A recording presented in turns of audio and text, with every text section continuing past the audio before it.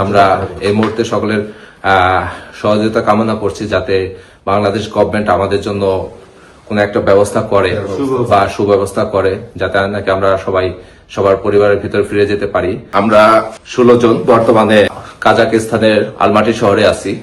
আমরা বিগত 23 তারিখে এয়ার অ্যারাবিয়ার ফ্লাইটে এখানে ঘুরতে এসেছিলাম। আমরা সকলে এখানে বিভিন্ন ধরনের ব্যবসায়ী এসেছি একটা কোম্পানির তরফ থেকে ইনস্টিটিউট ট্যুরে, এবং এসে আমাদের ফ্লাইট ছিল গতকাল বিকাল 3:10 এয়ার অ্যারাবিয়াতে শারজা হয়ে বাংলাদেশে যাওয়ার।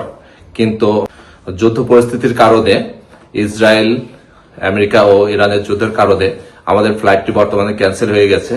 ক্যান্সেল হওয়ার পরে গতকাল সন্ধ্যার দিকে এয়ারলাইন্সের তরফ থেকে আমাদেরকে একটি হোটেলে অ্যাকোমোডেশনের ব্যবস্থা করা হয়েছে এবং এখানে আমরা আপাতত অবস্থান করছি।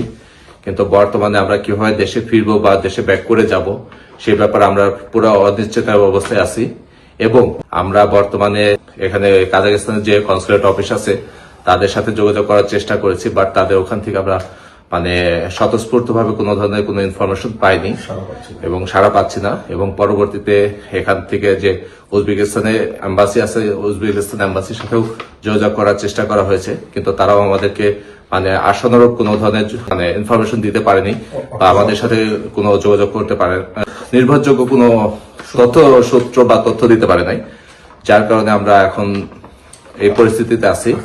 এবং আমরা এখানে আসছিলাম ঘোরার উদ্দেশ্যে। এখানের ঘুরে টুরে সকলেই বিভিন্ন ধরনের শপিং টপিং বা আদার্স প্লেসে ঘুরে সবাই এখন সবার কাছে এখন বর্তমানে টাকা শূন্য অবস্থায় আছি, যে জানি না এখানে কয়দিন বা কিভাবে অবস্থান করতে হবে বা কতদিন থাকবো। বা এয়ারলাইন্স থেকেও গতকালকে আমাদেরকে এখানে দিয়ে যাওয়ার পরে এয়ারলাইন্সের তরফ থেকে কেউ আমাদের সাথে এখন পর্যন্ত কোনো যোগাযোগ করেনি।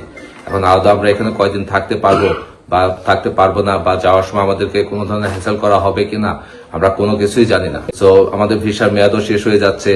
এখন এই দেশের গভর্নমেন্ট আমাদের ভিসা এক্সটেন্ড করবে কিনা বা যদি কোনো ধরনের হ্যাসেল হয়, এই মুহূর্তে আমরা কারোর সাথে কোনো ধরনের যোগাযোগ করতে পারছি না।